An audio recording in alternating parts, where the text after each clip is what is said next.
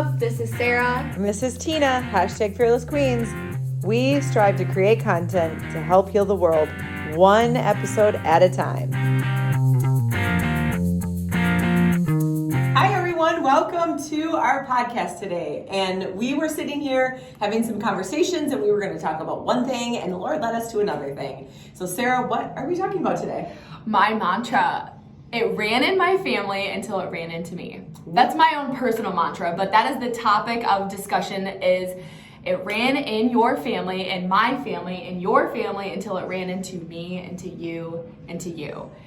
And that means that we all have a decision to make from where we've come from and where we're gonna go. Yeah, so you might ask, what exactly does that mean? So thinking back to the choices that I've made in my life, and where did I learn that? Where did I learn those choices? It's usually from the people we're with, but up until the age of, I think, 7, we're really learning a lot from our parents. And so I have, on my journey, chosen to not hate my parents for things that I thought they put me through, but I started to ask questions. And I started to learn about their parents. And then I asked questions to my grandma and learned about her parents. And it was starting to make sense. And so we're going to break that down for you a little bit today and share how you can basically stop what some people call them generational curses. I don't think it's a curse. I really don't. I think it's just learned patterns over time that started way back in the garden. Yeah. And it's up to you, me, generational, her, to make the shift, to make the change, to be the difference. Absolutely. Yeah. Generational meaning so in my family, alcoholism runs in it. My dad was an alcoholic, his dad was an alcoholic, but years later, side story, found out that actually wasn't his dad, his biological dad, but a product of the environment, so it's nature versus nurture almost, but who's to say that his biological dad wasn't an alcoholic either? So that's also a thing, but also on the flip side, my mom is an alcoholic as well. And so and like attracts like. We're drawn to people like us, and we're drawn to someone who's either going to help us flourish and grow, or we're drawn to someone who's going to feed our addiction, whatever that is. Totally. Nice. Wow. Yeah. Set up. Totally. And so with that being said, I had the perfect examples, and I say this all the time. I had the best examples of what not to do. The best examples of what kind of marriage not to have, what it is to not have good communication. It was just a very volatile, toxic household. And so I never wanted anything like that. And then I kind of fell into exactly that in my own way and in a different thing. And it taught me many different lessons. And I wouldn't be who I am now had I not gone through that kind of a relationship. However, you say that we attract what we are, not what we want, unless that is what we are. So I could say all day long, I want somebody who loves me and I want somebody who's respectful and kind, but if I'm not loving, respectful, and kind to myself, I can't be that to others. So in the past, I had attracted somebody who was controlling, manipulative, overbearing, and I wouldn't have attracted that had that not been something that I had in me. And do you think that's how your parents were with one another? Yes, and for a long time before I had the awareness, because you don't know what you don't know until you know, and then once you know and have that awareness and understanding, you get to decide what you want to do about it. So before I knew that I was not aware that I was going down the same similar path my parents had been going down, God literally slapped me in the face. Not physically, but spiritually in a sense, in this physical realm, I was in a car accident. So he kind of did hit me, and it all happens for our greatest good. Nothing's ever happening to us, it's happening for us. We live life forward, but we learn it backwards, and I can now take that part of my life and connect the dot and be oh, that's where all this change started to occur for me. And when I started to wake up and have the awareness of I don't have to walk down the same path that was provided for me, paved for me, because so many people are walking this road that everybody's walking down. The whole world's walking down this big main highway road because it's easy, because it's comfortable, because so many other people are doing it. And this podcast exists because we want you to follow the yellow brick road. I've said this a few times, Tina said this a few times about the Wizard of Oz analogy, but truly, the fruits of the Spirit, the yellow brick road is God's road, and it's a narrow pathway that not everybody's going to find in this lifetime, but heaven is a place of paradise, abundance, and eternal life. And I want all my loved ones, family, friends, and their family and friends to be a part of heaven, because it's going to be a lonely place in eternity alone if I'm the only one there. If we're the only two people there, and like our families aren't there. So that's exactly why it ran in my family, because I'm the black. I've always kind of felt like I was the black sheep. Like I wasn't understood. Nobody really got me. It was always my fault, like blah, blah, blah. I was adopted. Yeah, like I don't really look like my parents. Tried like, to convince me I was adopted. God. It was bad.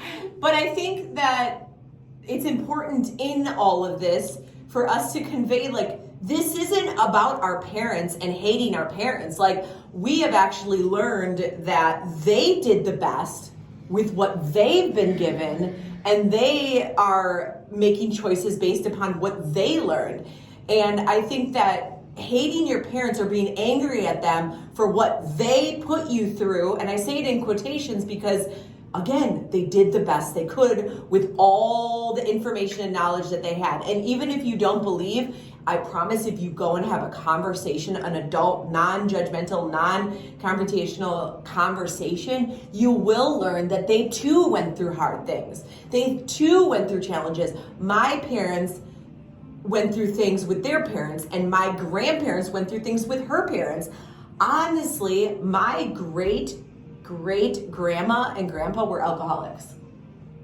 And my grandpa and grandma would go and pick them up at the bar when my grandma was dating my grandpa. Like, out of the alley, pick them up because they were so drunk in the alley. Like, so it's crazy that you were just talking about that. Like, we've talked about this before, but like, it just hit me. Like, and I too went down the road of drinking because it's like, oh, I don't know what to do, so I'm just gonna numb it. So it ran in your family. You're telling me this. It ran in your family. It was in your grandma. It was in your mom. It was in your great-grandma.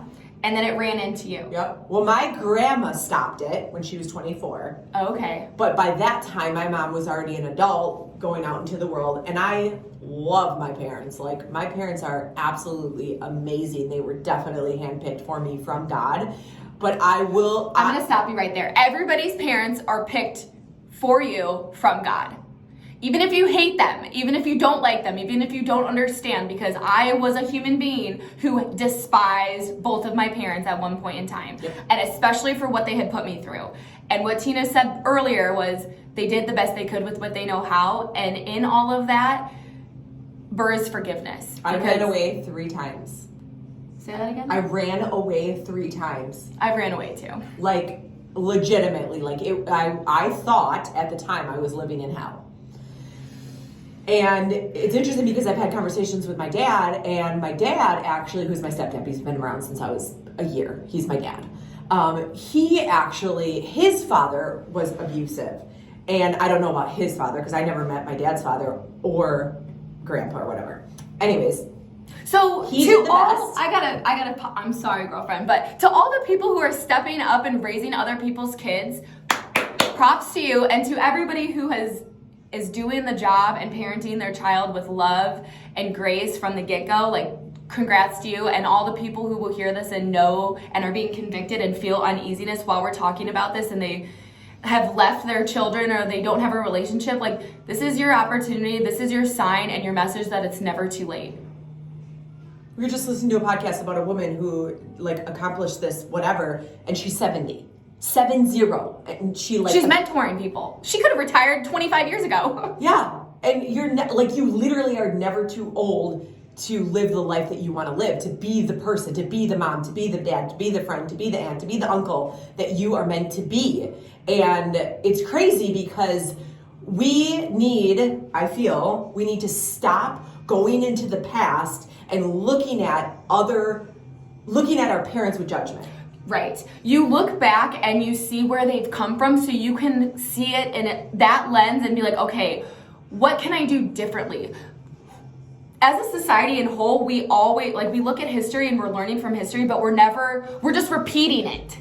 What are we actually learning from history? Yeah. It should be different. But here we are doing the same thing that they're doing from the Bible. Like, we're all killing each other. We're all divided against each other. We're all lying to one another. Worshipping different idols and having hatred. We're not leading with love. Parties. We are here to be a beacon of light and to lead with love with everything that we do. And so maybe we share a little bit about how we have made the shift in our lives, and how we have learned to love our parents even in the pain, even in the hurt, even where we think they went wrong. How have you, because yours is way more recent than mine. Mine happened when I had Jeffrey, and I'm like, well, I certainly can't have a kid with, like, I have no idea what to do, so I'm going to need her help. But like for you, yours is really recent. So it's, the number one answer is God for me. And because without him, I wouldn't have a relationship with either one of my either one of my parents. Without God, my mom would be dead. Why do you say that?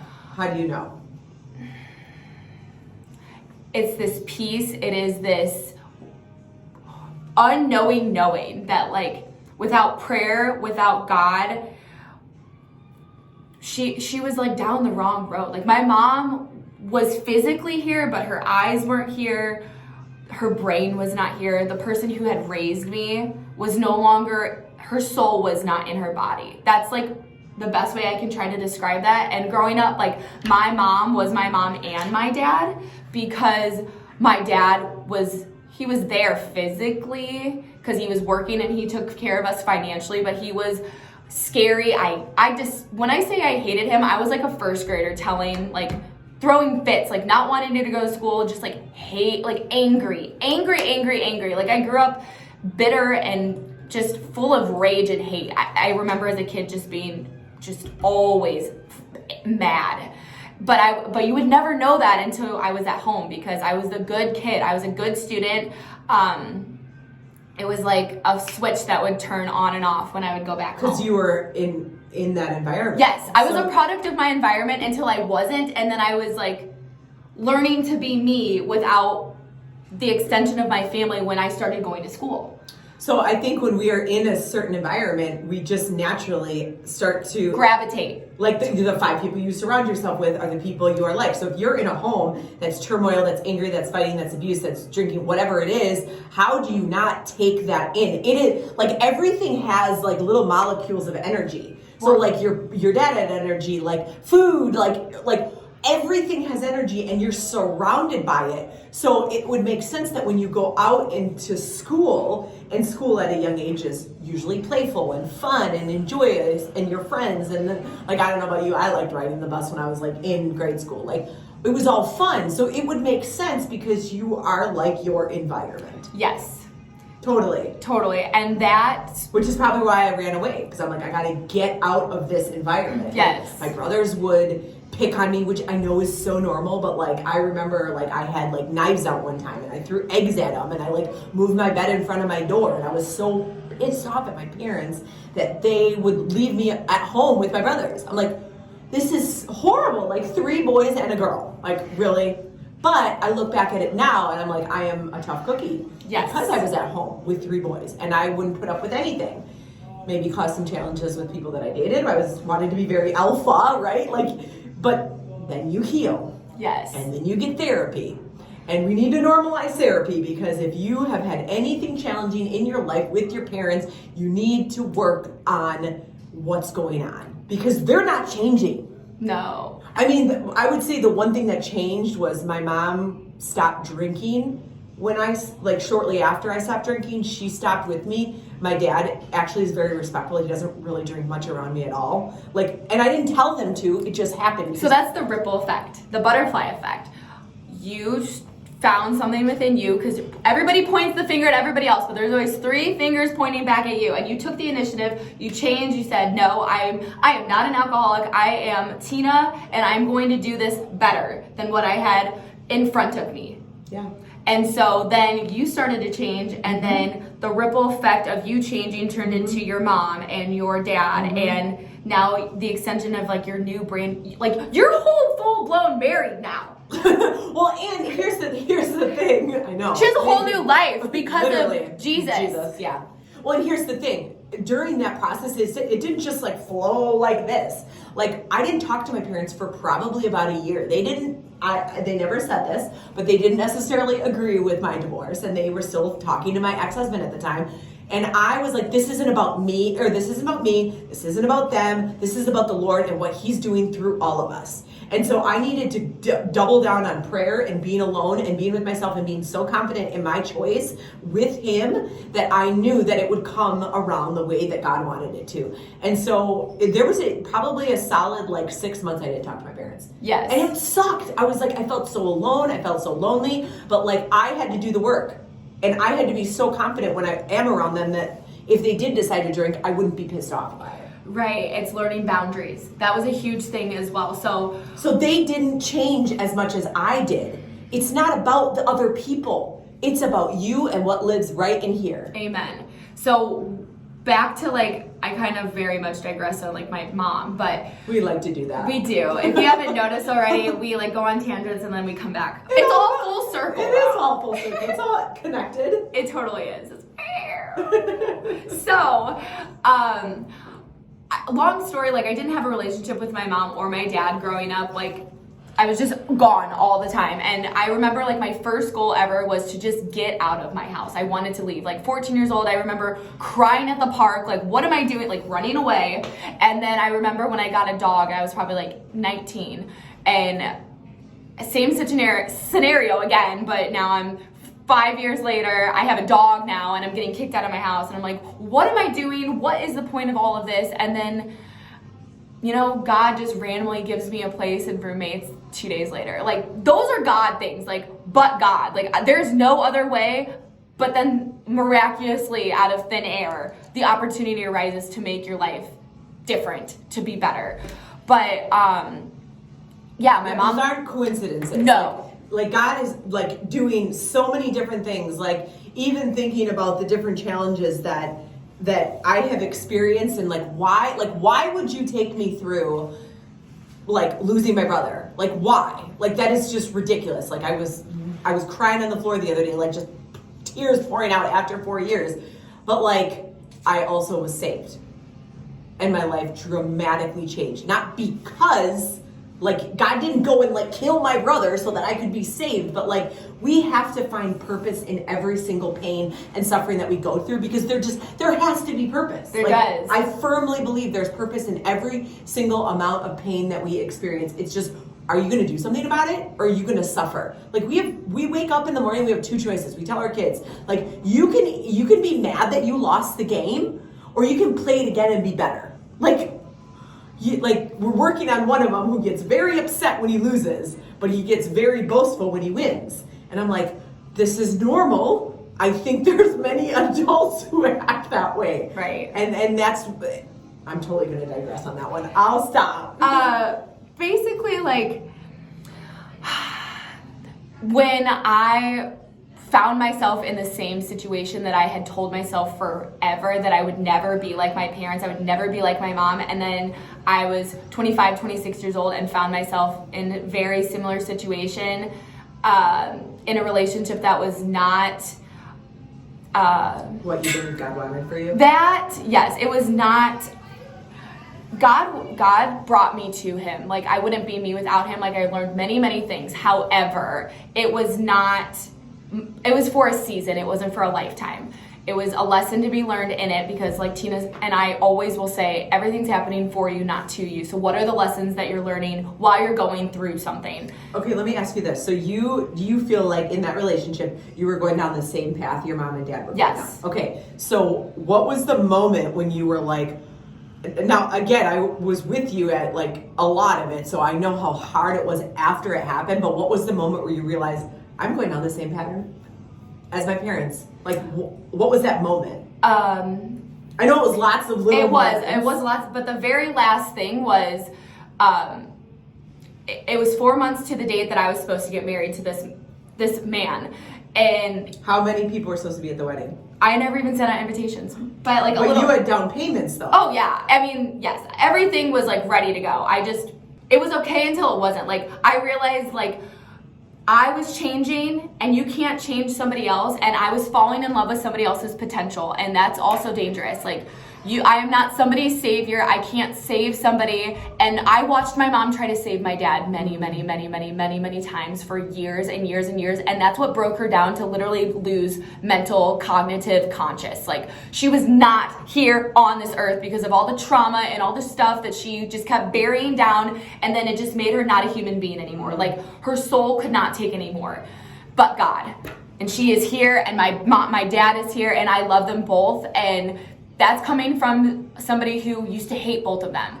And I forgave them because of what Tina said at the beginning. God only knows what they went through as kids, and they gave me the best with what they knew how to do. Just like Tina and I are doing the best with what we know how to do with where we're at this moment.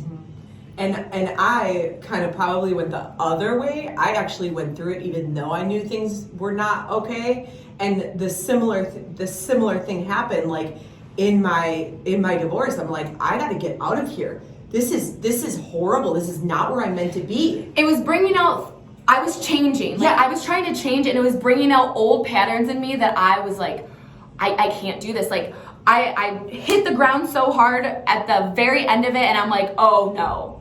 This hand is more important than you, because I'm only getting one hand. There is 7 billion other people here. And if I can't keep my composure, there's something going on that should not be. Yeah. Like, I grew up in violence. I grew up in hatred. I grew up in yelling and screaming, and that's how we communicated. And I was doing the same thing. And I was not going to do that.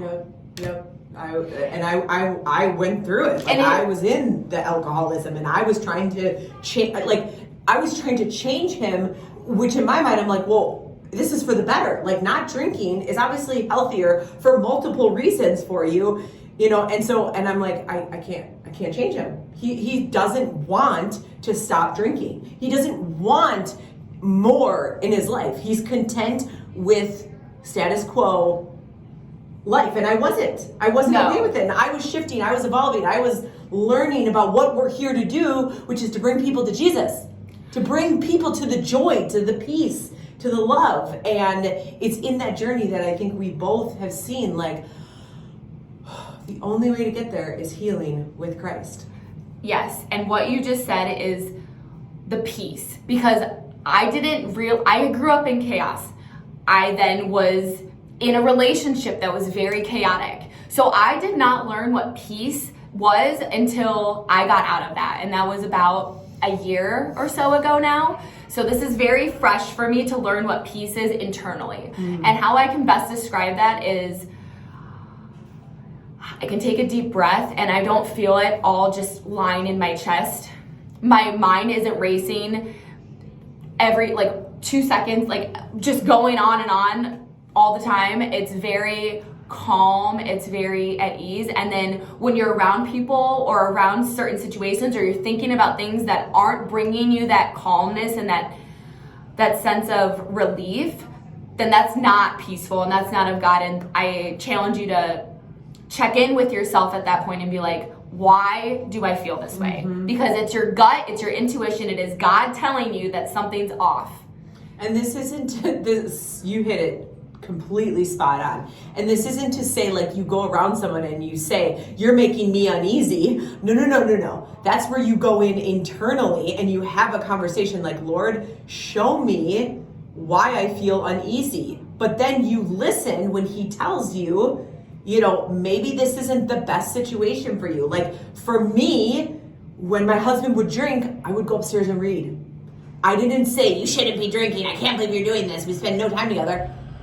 I removed myself from the situation. If he wants to come up and have a conversation, not drinking, like, I'm happy to do that.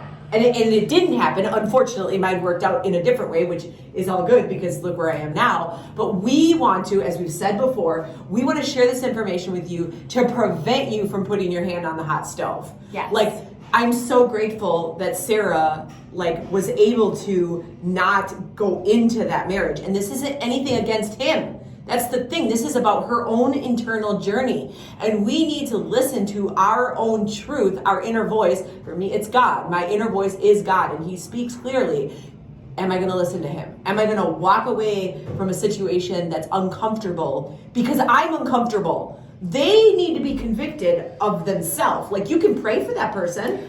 Yes, and the prayer that I was taught to pray when I was trying to learn how to forgive my parents, but still feeling like, because just because you pray or say something doesn't mean that you have to feel that way. Okay, so I had this, a mentor who told me to pray, change me and bless them. Oh. Change me and bless them. Anytime a thought came in that I was upset with somebody, that they were treating me bad, you know how you really piss off the devil and you give him a punch in the face? You change me and you bless my enemy. You bless the people that are killing me right now. You bless the circumstances that are dragging me under, because God already won that battle that Satan is trying to take you down under in the current moment. But in the lifelong scheme of things, like, the battle of every single thing that we're going to go through on this earth is already won.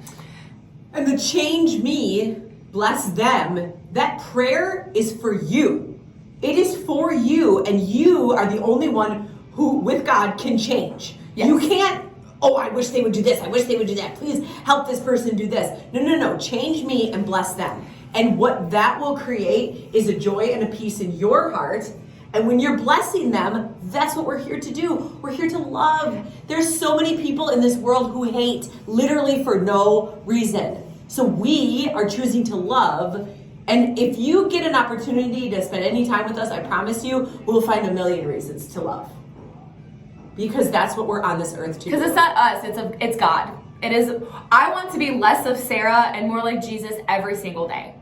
Every single day.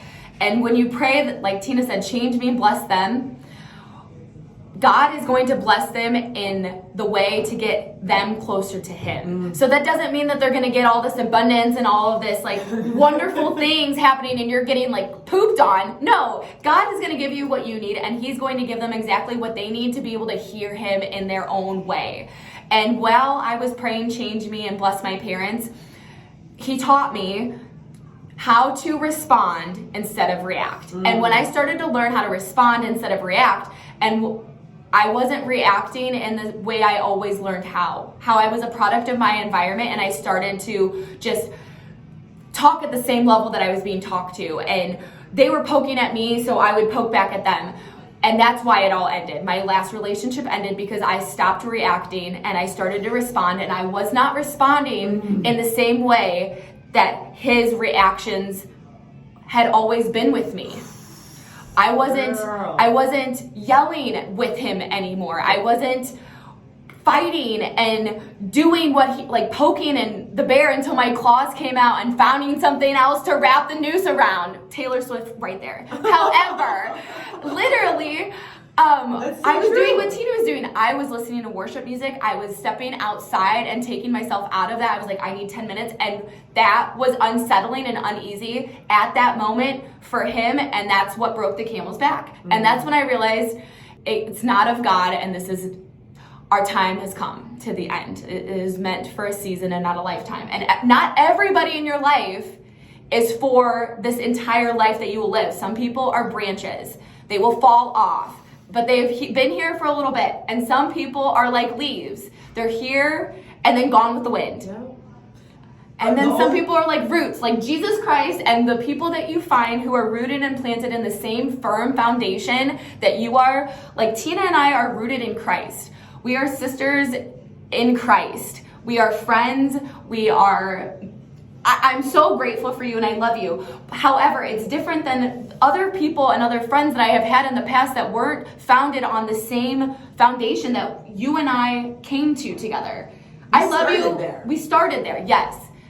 And that's where I want to start every relationship. Because if it's not founded on something firm, it's like the sand blows with the wind and breaks and shatters. The big bad wolf is coming, and his name is Satan. And if your house is built on hay or sand, straw, sticks, the sand, if it's not built on bricks and firm foundation, which is God, it's going to crumble. And the world is offering you the sticks abundantly. It is offering you straw coming out of its butt, like it's just everywhere. You can find it all over because everybody has it.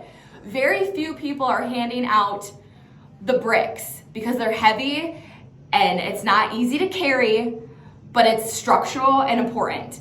And if you want to be the change and see a difference in society, in your family, it starts with you. Mm-hmm. And I pray that you're the black sheep too, and that I challenge you to be different than where you came from, if that's called to you. And if you've had great parents, and if you've had great role models, like, you are blessed abundantly. There is a reason why you had a beautiful, wonderful human beings laid before you. So continue to be better than what you saw. Yeah, and if you have had great parents and you've lost your parents, help their legacy of being a great parent live on by being a great human. Yes. Like, there's people who get wealth because their parents had wealth. Wealth washes away and it's expendable. You can burn it. I mean, literally. But love, true love, and kindness is not something you can buy. No, your characteristic.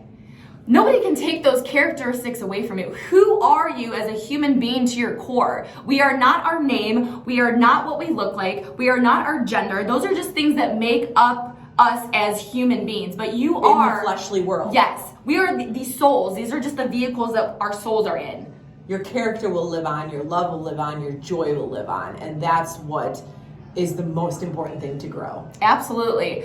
So we challenge you, like, talk to your parents if that's appropriate, and pray about it if that's not the time. But be who you needed to be. Like, right now, I'm 27 years old, but I truly feel like I'm 17 all over again. 27-year-old Sara is taking care of 7-year-old Sara and 17-year-old Sara. And I've learned to be who I needed to be, who my parents weren't for me then. That's so crazy, because I totally feel that. Like, I'm 41, but I feel like I'm in my 20s again. Like, I feel like I'm living the life that I should have, which should is a, should a word. We shouldn't should all over Coulda, shoulda, right. woulda. But going back, like, the life I would have liked to live when I was 20 years old, I'm living now. And I'm grateful that I'm living it now, because now I have all the wisdom. However, we're giving you some of our wisdom. So don't put your hand in the hot stove. So utilize the wisdom to make better choices, to live a better life, because it's up to you. You are in charge of your life, and you are the only one who can make a shift. We can't expect the external world to change, because I'll tell you, watch the news for 10 minutes, it's not changing, it's actually getting worse, and the end may be near. So where are you going to go? What are you going to do?